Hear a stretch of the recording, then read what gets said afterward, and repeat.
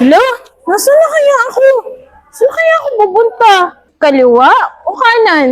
Hala, nakakalito! Ano ka ba? Gawin mo yung gusto mong gawin. Uy, hindi. Dapat ipag-pray mo muna para may guidance ng Lord. Ano ba yan? Nakakalito!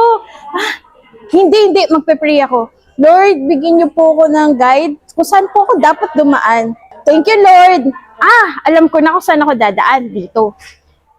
Ganito rin tayo kadalasan. Nalilito tayo sa kung ano yung desisyon na dapat nating gawin. Pero alam mo ba, sabi ng Lord sa Kawikaan chapter 3, verse 5 to 6, magtiwala ka sa Panginoon ng buong puso at huwag kang manalig sa iyong sariling karunungan.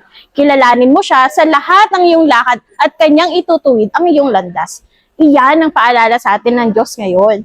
Magtiwala tayo sa Kanya ng buong puso. Huwag daw tayong umasa sa sarili nating lakas at karunungan. Kapag kasi sinama natin ng Diyos sa bawat desisyon natin sa buhay, sa trabaho man, pag-aaral, pamilya man yan, o saan mang aspeto ng buhay natin, nangako siya na itutuwid niya ang landas natin.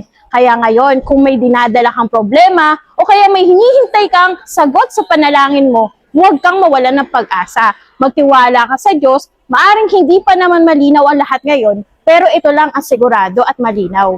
Hindi tayo pababayaan ng Diyos. Maraming po salamat sa inyong panonood at pakikinig.